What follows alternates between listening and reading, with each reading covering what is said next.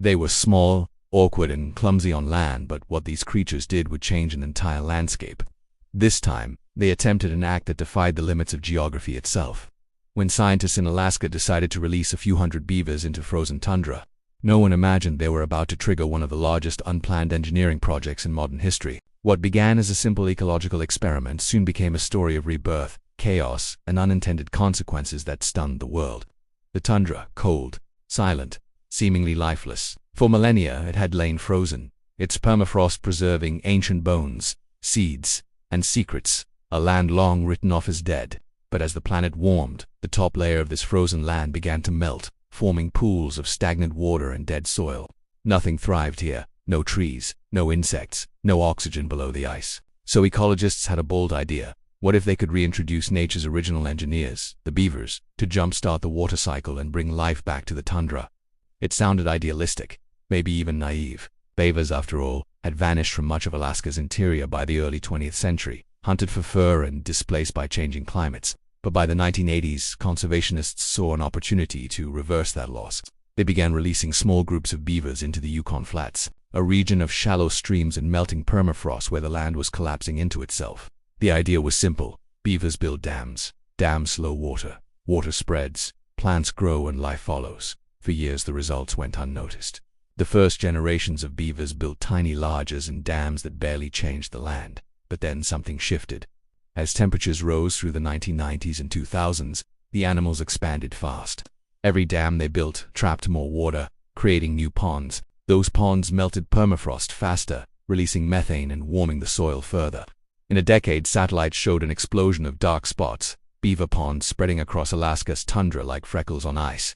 It was an ecological domino effect. Where once there were frozen streams, now stood hundreds of interconnected wetlands. Ducks, fish, and insects returned. Vegetation followed. The tundra, long seen as sterile, was becoming alive again. Scientists were astonished. They called it ecosystem acceleration, a process where natural engineers amplified climate effects faster than any human could have planned. By 2020, there were more than 11,000 beaver dams across Alaska's Arctic slope. The animals had colonized rivers that had never seen trees, creating entire aquatic systems where once there was only ice. The landscape, from space, looked like it had been rewritten by hand, but not everyone celebrated. For climate scientists, what the beavers built was both miracle and menace. The ponds they created trapped heat and released methane, a greenhouse gas 25 times more potent than CO. As the ponds expanded, they accelerated the thawing of permafrost, releasing ancient carbon into the air. The very animals meant to heal the land were, unintentionally, fueling the planet's fever. Still, the story wasn't that simple. The same wetlands that have released gases also stored massive amounts of water and organic material, supporting biodiversity unseen for centuries.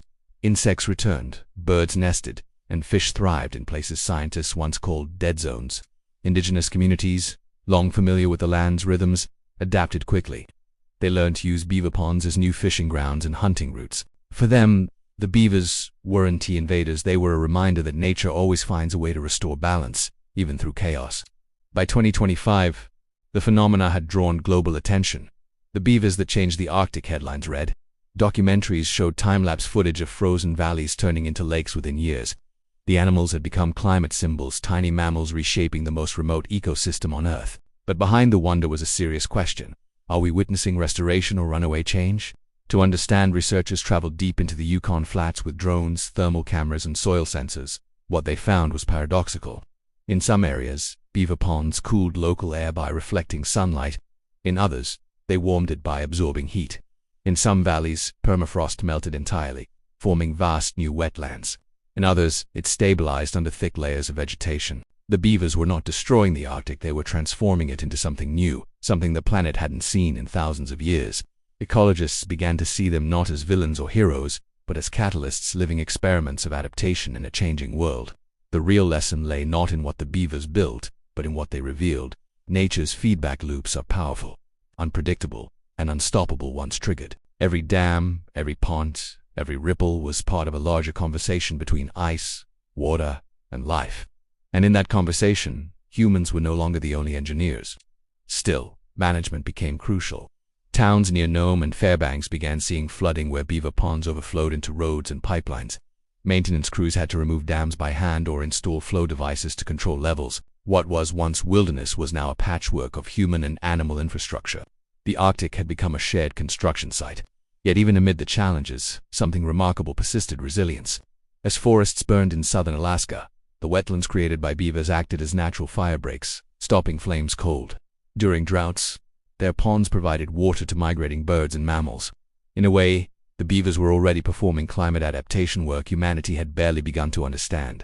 In 2023, a long-term climate model from the University of Alaska projected that beaver-modified wetlands could store up to 20% more carbon in plant biomass than previously thought, offsetting part of their methane emissions.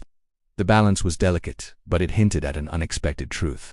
Sometimes the path to equilibrium isn't linear.